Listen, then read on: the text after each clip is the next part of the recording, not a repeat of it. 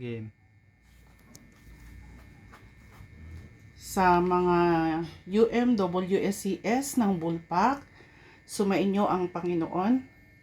Mga kapatid, isang kagalakan sa akin nung mabasa ko na ako ay binigyan nyo ng schedule para sa panalanginan ng mga kababaihan. Miss ko na po kayong lahat.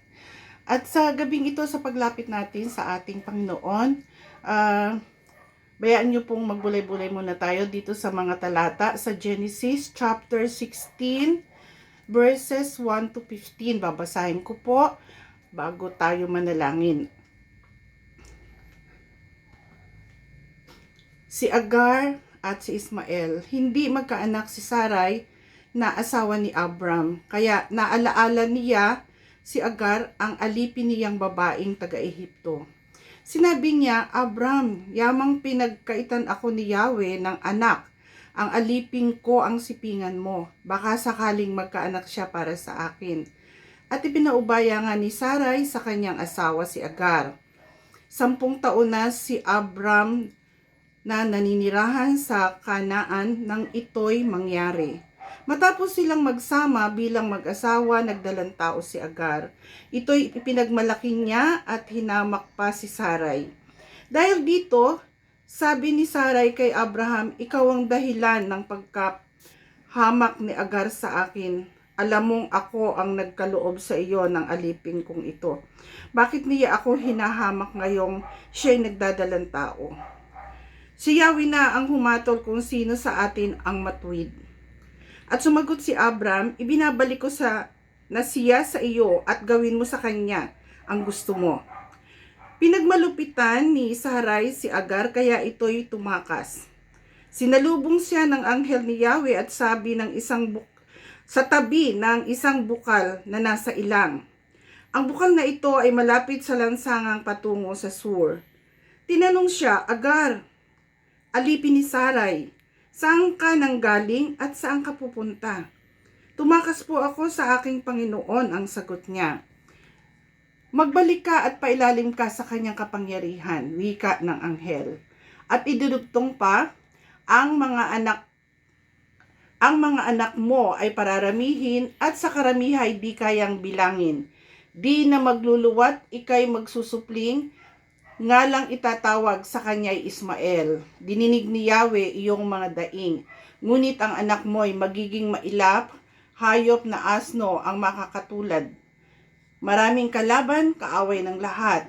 Di makikisama sa mga kaanak. Nagsabi si Agar sa sarili, nakita ko rito ang nakakakita sa akin. Kaya tinawag niya si Yahweh ng ganito, ikaw ang Diyos na nakakakita. Kaya't ang balon sa pagitan ng Kades at Bered ay tinatawag ng mga tao na balon ng buhay na nakakikita.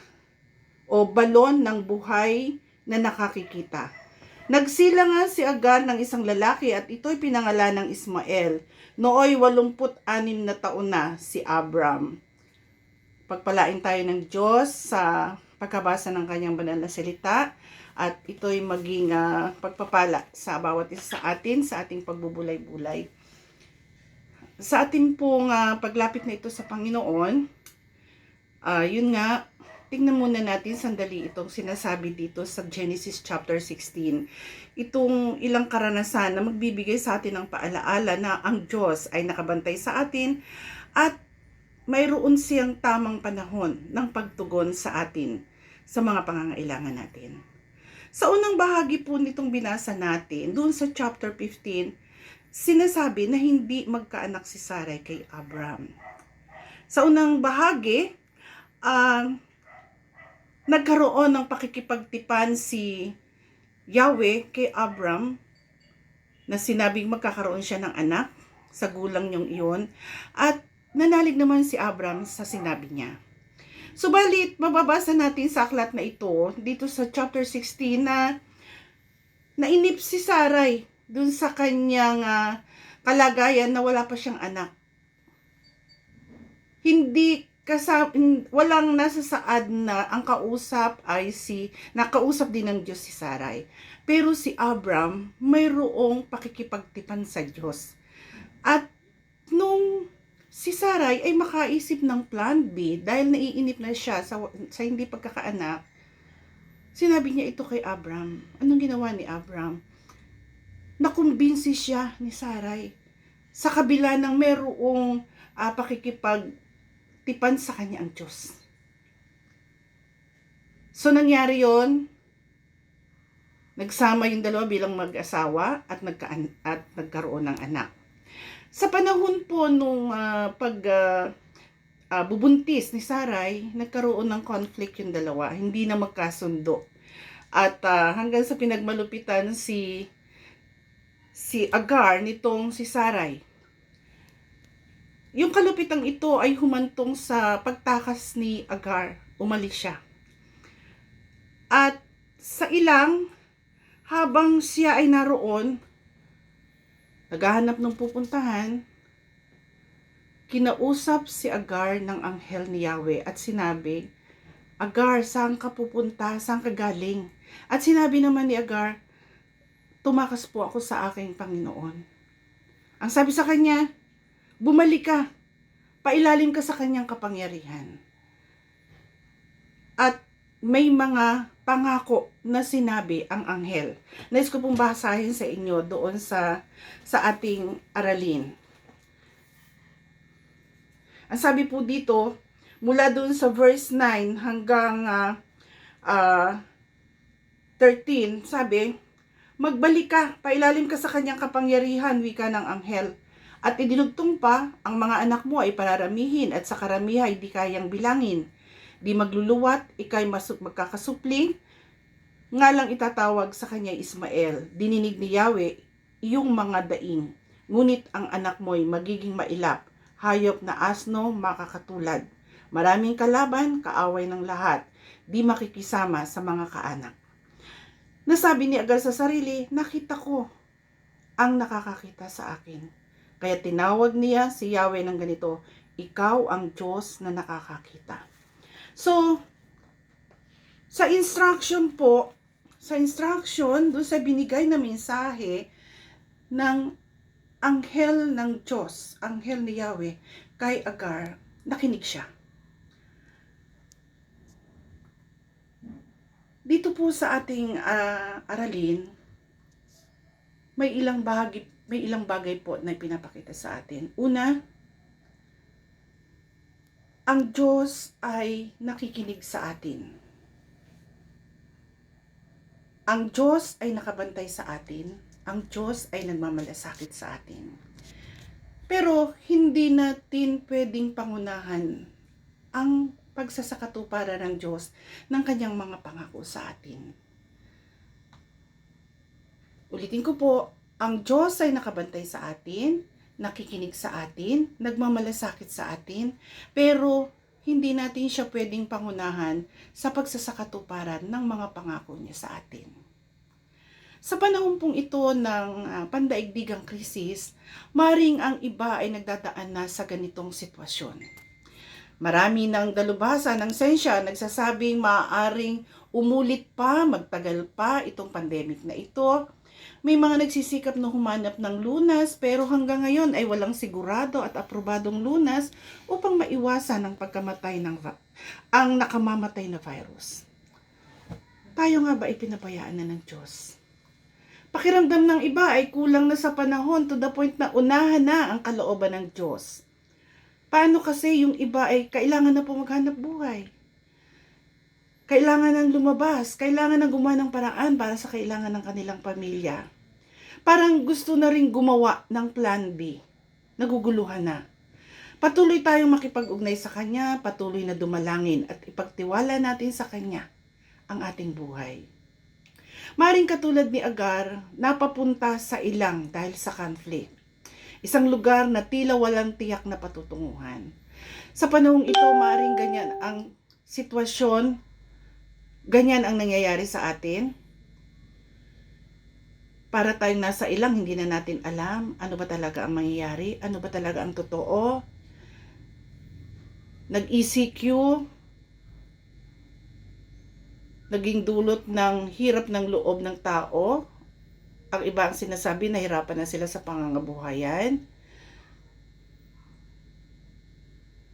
Nung ibaba naman ang ECQ, ginawang modified ECQ. Yung iba, binago na, naging general ECQ. Ano nangyari? Nagdumugan na naman ang tao sa mall, sa iba't ibang lugar, na ayan na naman, kinatatakutan na naman ang tao. Hindi na natin alam kung ano ang gagawin, kung ano ang mangyayari.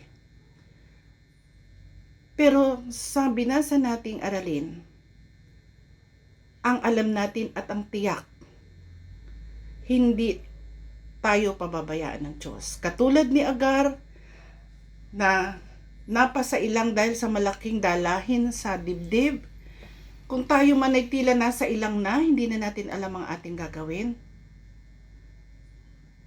Huwag nating kalilimutan. Nakabantay ang Diyos sa atin, nakikinig sa atin, nagmamalasakit sa atin. Hindi niya tayo pababayaan. Ipinapakita ng bahaging ito ng Genesis na ang Diyos ay nakikinig sa atin at hindi niya tayo pababayaan sa buhay natin sa gitna ng pandemic na ito. Patuloy lang tayong magtapat sa Kanya, makinig sa Kanyang mensahe katulad ni Agar, at hayaan nating ang Diyos ang gumabay sa ating mga buhay. Tayo po ay manalangin. Diyos, Amang makapangyarihan sa lahat, ang kapatiran po sa pangunguna ng mga kababaihan ng Bulpak ay nagkakaroon ng ganitong panalanginan sa pag-asang itong paraang ito ang makapagbibigay ng katugunan sa mga pangangailangan ng tao na apektado ng pandemic na ito. Dito sa parang ito namin mauunawaan at malilinawan ano ang nais mo sa amin, ano ang plano mo, ano ang mensahe mo sa amin sa sitwasyong ito. Panginoon, itinataas po namin sa iyo ang aming mga kapwa, maging aming mga kaibigan, ang ilang mga mahal sa buhay na nahihirapan na po sa sitwasyong ito. Kailangan nilang maghanap buhay para sa pamilya. May mga sitwasyon pong naguguluhan sila, parang hindi na nila alam kung ano ang kanilang gagawin, kung sino ang kanilang aasahan, kung kanino sila magtitiwala. Parang nawawala na sila ng pag-asa. Panginoon, hipuin mo po sila, O Diyos, ng iyong kamay ng pag-ibig at pagkalinga, at maramdaman nila, O Diyos, na mayroong nakabantay, nagmamalasakit at kumakalinga sa kanilang buhay. Yung mga frontliners, Panginoon, ang mga barangay tanod na nagbibigay ng oras, ang mga nasa checkpoint, maging ang mga kasundaluhan, kapulisan, mga doktor, mga nurses, O Diyos, at mga manggagawa mo sa churches na nagiging frontliner habang ganito yung aming sitwasyon. Ingatan mo sila, O Diyos. Ilayo mo po sila sa anumang hindi magandang pangyayari at karanasan sa gitna ng pandemic na ito. Dalangin din po namin sa iyo na tulungan mo ang bawat isa sa amin. Matuto kaming sumunod sa pamahalaan, sila na pinagkatiwalaan mo na mamuno sa amin. At sa pagkakataong ito, habang ginagawa nila ang pamumuno, matuto kaming sumunod, O Diyos, sa kanilang mga pamamaraan. Panginoon, patuloy pong kalingain ang kapatirang Metodista at itong mga kababaihan na ito, Panginoon, na siyang isa sa mga nagiging leader ng kapatirang Metodista, O Diyos. Patuloy mo silang bigyan ng kaparaanan, bigyan ng pagkakataon, bigyan ng wisdom upang ang kanilang mga buhay ay patuloy na magamit sa paglilingkod sa iyo. Patuloy silang maging daluyan ng biyayang nagmumula sa iyo, O Diyos, maging ito'y material o espiritual. Panginoon, pagpalain mo po ang aming iglesia, pagpalain mo ang kapatiran, pagpalain mo ang mga kababaihan ng Metodista, lalo't higit, Panginoon, ang mga kababaihang ito sa Bulpak na walang ibang pinagtitiwalaan at inaasahan kundi ikaw sa kakataw ito sa sitwasyong ito na dinaranas ng bawat isa sa amin at maging ng buong daigdig. Panginoon, umaasa po kami na diringgin mo ang aming panalangin sapagkat ito ay aming hinihiling na may pagtitiwala sa iyong kapangyarihan at pag-ibig. Sa pangalan ng aming mananako, patagapagligtas na si Jesus, ito ay aming dinadalangin. Amen.